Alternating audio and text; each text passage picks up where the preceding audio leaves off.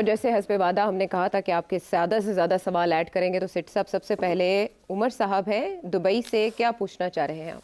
जितनी तादाद नौजवानों की इस टाइम है और उनके तासुरात कुछ अच्छे नहीं हैं इस्टेब्लिशमेंट के बारे में, और आने वाले 4-5 सालों में और भी नौजवान आ जाएंगे, वोटर भी आ जाएंगे। इस्टेब्लिशमेंट ये प्रेशर बर्दाश्त कर पाएगी और साथ में ये पार्टियां भी, क्योंकि जो कुछ करती है इस्टेब्लिशमेंट, आगे कुर्सियों पर तो ये बैठे हुए हैं और इन्होंने वोट भी पब्लिक से लेना है। आयशा, ये बहुत अहम सवाल है। ये पाकिस्तान का जो फ्यूचर है ना, इसका जवाब जो है उसके साथ ताल्लुक़ है। It's a very important question.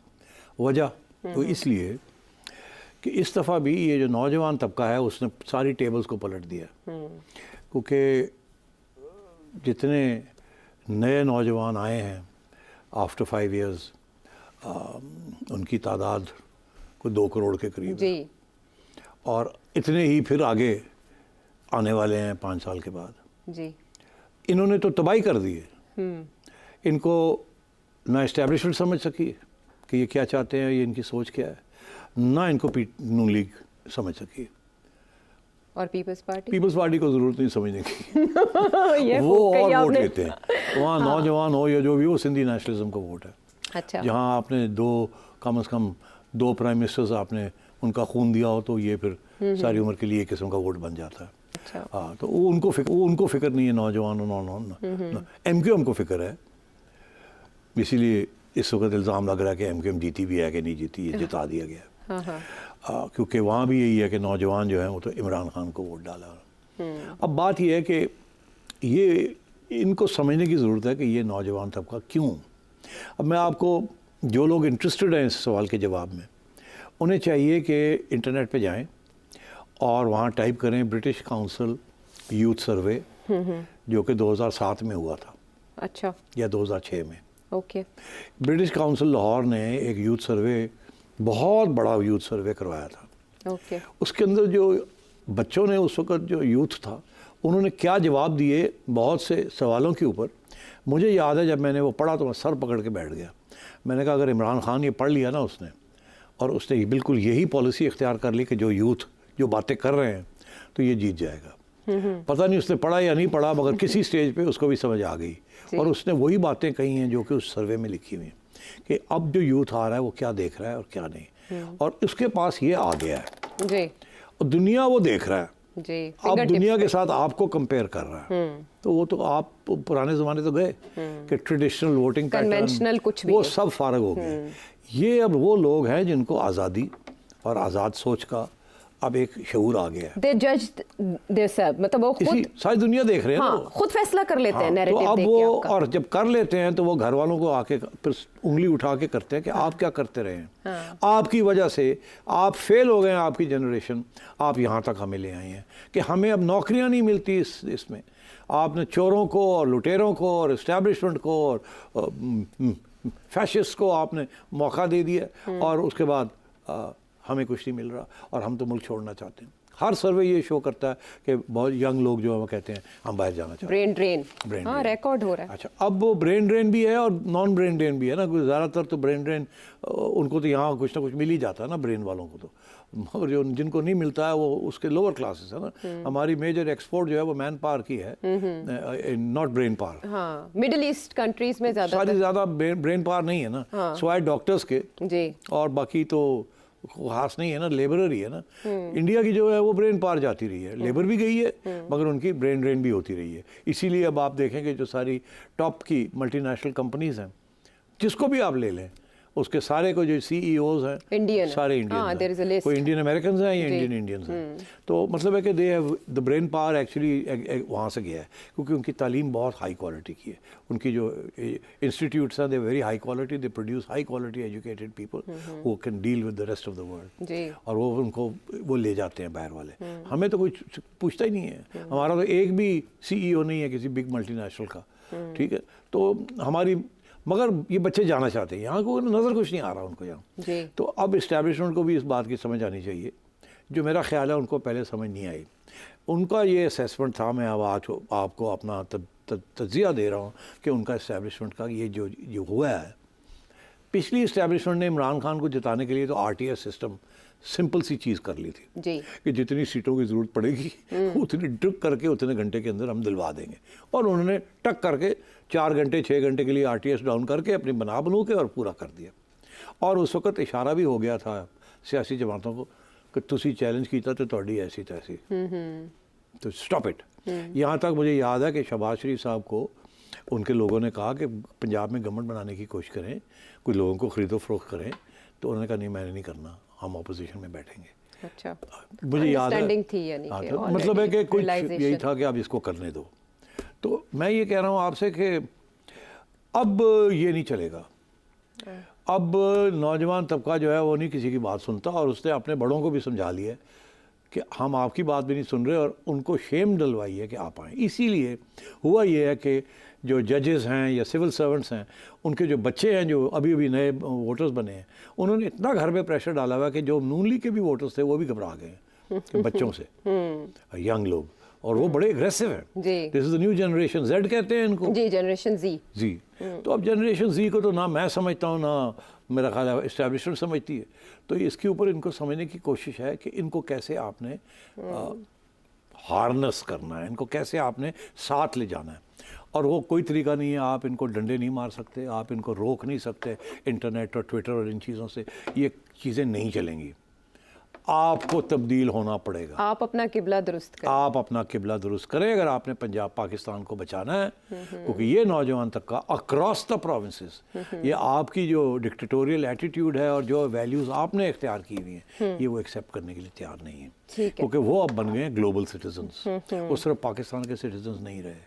उनको अब इस्टेब्लिशमेंट का जो रोल है उसके ऊपर चैलेंज वो कर रहे हैं। अब क्या होगा आगे, क्या नहीं होगा, मैं आपको ये बता दूं कि अगली इलेक्शन तक अगर ये हुकूमत रह गई तो फिर तो ये, और इन्होंने ज़ाहिर अगर रह गई इसका मतलब है कोई कारकर्दगी की है, तो फिर तो ये अपनी पॉलिसीज़ थोड़ी बहुत चेंज करके यूथ को अट्रैक्ट करने के लिए they can probably put up a good fight. मगर इमरान खान साहब गेम में रहेंगे। इमरान खान साहब इस वक्त ऐसे पकड़ा हुआ है यूथ ने उनको, और इमरान ने यूथ को पकड़ा हुआ है हैंड इन हैंड, और यूथ ने अपने वालिदैन को भी टाइट कर लिया। चलो अपने बड़ों को तो समझा लिए, पाकिस्तान के बड़ों को भी समझा लेंगे। अब पाकिस्तान के जो सो कॉल्ड बड़े हैं उनको समझना पड़ेगा, उनको अपने रवैया तब्दील करना पड़ेगा, उन्हें गुड गवर्नेंस देनी पड़ेगी, उन्हें यूथ के लिए कुछ करना पड़ेगा। ये सिर्फ लैपटॉप्स दे देना इससे काम नहीं चलेगा।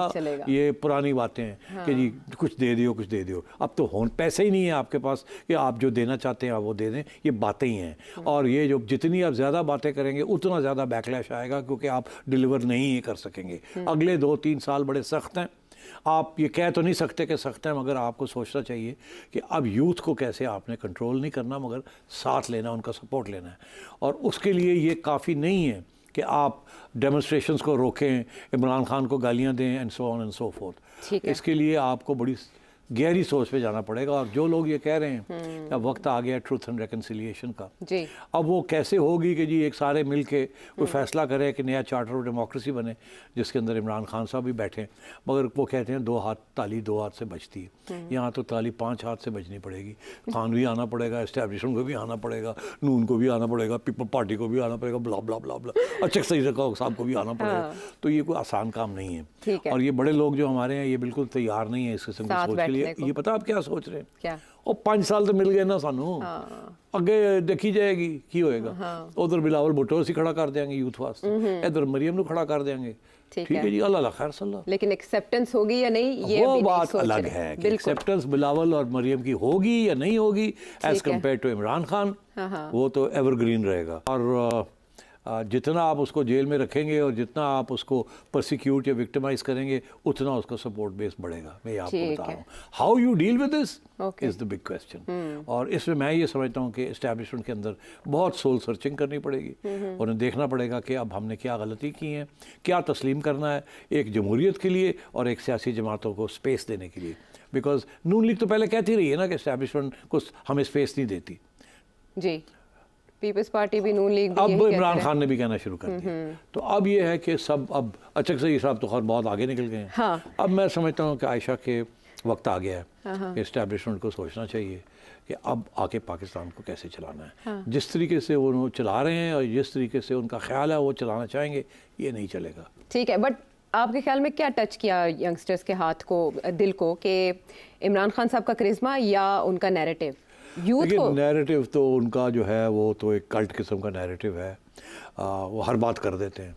मगर मेरा ख्याल है इसमें दो फैक्टर्स हैं। एक कि जेन्युइनली वो एक तब्दीली की जो उन्होंने बात की, वो लोगों को पूरा समझ नहीं आती तब्दीली क्या, मगर उनको तब्दीली चाहिए। और वो कोई भी तब्दीली नहीं, किसी न कोई वोट की इज्जत कहता है और उसके बाद भाग जाते हैं उधर से, कोई कुछ और कहता है।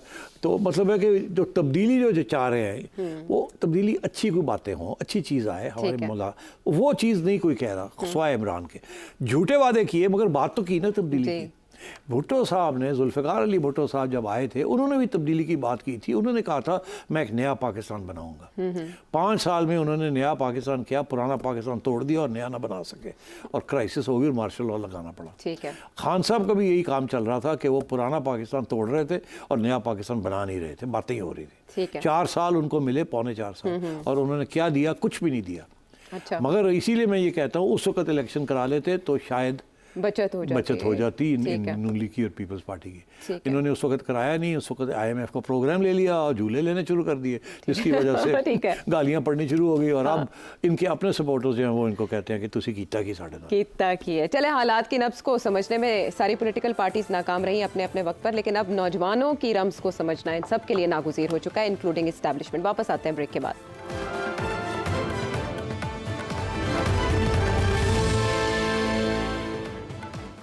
अगला सवाल जो है वो इस्लामाबाद से असद कुरैशी साहब का है, बहुत अहम।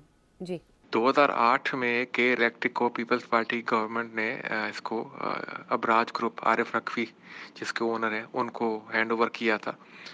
और अबराज ग्रुप ने के इलेक्ट्रिक के लाइन लॉसेस 38% से कम करके 8% के ऊपर ले आए थे। ब्रायन ब्रवाटी की बुक भी लिखी है, Abraj group and Jio politics, वो पब्लिश की थी सेठी साहब ने कुछ अर्सा पहले। ये प्राइवेटाइजेशन आगे शंघाई पावर को क्यों नहीं हो रही है, इसमें क्या रुकावटें हैं? बताएं। देखिए, ये बड़ा टेक्निकल सा सवाल है, बहुत मुख्तसर इसका जवाब है। मैं इसमें डिटेल में नहीं जाना चाहूँगा, नहीं तो पूरी किताब की बात करनी पड़ जाएगी। कराची इलेक्ट्रिक सप्लाई कंपनी जो है, फ़ैसला हुआ था कि उसको ट्रांसफ़र कर देना है to a Chinese company, Shanghai electric. अब वो उसके अंदर प्रॉब्लम्स आ गए। प्रॉब्लम्स 3 किस्म के थे जो अभी तक हल नहीं हुए। एक प्रॉब्लम तो ये था कि ये फ़ैसला नहीं हो रहा था कि जो सब्सिडीज़ हुकूमत पाकिस्तान दे रही थी कि कराची इलेक्ट्रिक को, क्या वो सब्सिडीज़ रेट्स में और चीज़ों में, क्रेडिट्स में, कि वो सब्सिडीज़ जो हैं वो मिलेंगी शंघाई वालों को कि नहीं मिलेंगी। उसके ऊपर प्रॉब्लम ये था कि वो गवर्नमेंट देना नहीं चाह रही थी। ठीक है। जो ब्यूरोक्रेट्स थे प्राइवेटाइजेशन कमीशन के और जो इन्वॉल्व थे इसके अंदर, सेक्रेटरीज, वो डरते थे कि अगर हमने तब्दील कर दिया और ये सब्सिडीज़ एक फ़ॉरेन कंपनी को दे दी तो ये फिर हमारे ऊपर नैब ना आ जाए, वो इल्ज़ाम ना लगने शुरू हो जाए। तो वो करने के लिए तैयार नहीं थे कि जी हम कोई स्पेशल इंसेंटिव्स नहीं दे सकते और कुछ चीज़ें ख़त्म नहीं कर सकते जो हो चल रही हैं। दूसरी चीज़ ये थी कि कुछ पैसे लेने देने थे। कराची इलेक्ट्रिक सप्लाई कंपनी ने सुई नॉर्दर्न से पैसे लेने थे, उसके ऊपर झगड़े चल रहे थे। अच्छा। और कुछ पैसे देने थे। अच्छा। इस किस्म की चीज़ें भी थीं और वो इंटरनल डेट की बात थी और क्रेडिट्स की बात थी। उसके ऊपर भी कुछ नहीं तय हो रहा था। जो चाहते थे शंघाई वाले, वो हुकूमत पाकिस्तान नहीं करने के लिए तैयार थे कि ये हमें नैब पकड़ के ले जाएगी कि आपने पैसे, आपके अकाउंट्स के अंदर तो आपने इतने अरब रुपए लेने हैं, कैसे तो रिकवरीज करनी है, आप कैसे उनको राइट ऑफ कर दें। हाँ। और वो तो इस किस्म के इश्यूज चल रहे थे। ठीक है। और सर्कुलर डेट के भी इश्यूज थे कि कराची इलेक्ट्रिक के, उनको बहुत सी सहूलतें मिली हुई थी, कुछ रेट्स पे मिली हुई थी, कुछ कोटे के ऊपर मिली हुई थी। तो वो सारी चीज़ें जो थी उसके ऊपर प्रॉब्लम्स थे। ये चलता रहा है, ये अभी तक हल नहीं हुआ।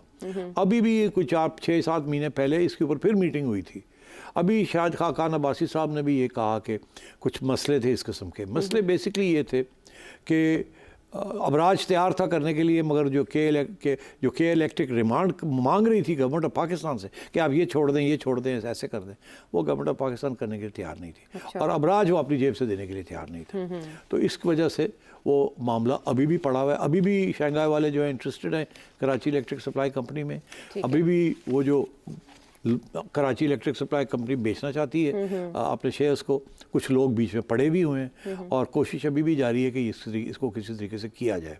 हाँ, बिकॉज अगर वो आ गए तो बहुत इफिशिएंसी आ जाएगी। मगर जाहिर है कि फिर ये जो सब्सिडीज़ है ना, जिसकी वजह से बिजली को कम कीमत पे बेचा जाता है टू स्पेशल टू लोग, वो फिर चीज़ें ख़त्म हो जाती हैं जब प्राइवेटाइजेशन हो जाहिर है। और इस किस्म की प्राइवेटाइजेशन ऑलरेडी लोड आ रहा है। हाँ। तो वो तो पहले तो उन्होंने ये कंसेशंस ले ली थी, अब कोई देने के लिए तैयार नहीं है। बिल्कुल ठीक है, टाइम ऐसा है ना, वो फिर सभी फैक्टर्स इन्वॉल्व हो गए। इश्यूज हैं, ये काफ़ी कॉम्प्लिकेटेड मैटर है, बट वन ऑफ दी, इसमें कोई फॉरेन शॉरेन का इशू नहीं है। ठीक है, इसमें इशू यही है कि government of Pakistan is not ready, bureaucrats are not ready कि जी हम साइन करें कि ये भी ले लो, ये भी ले लो, ये छोड़ देते हैं, ये छोड़ देते हैं। वो कहते हैं यार पकड़ के ले जाएंगे।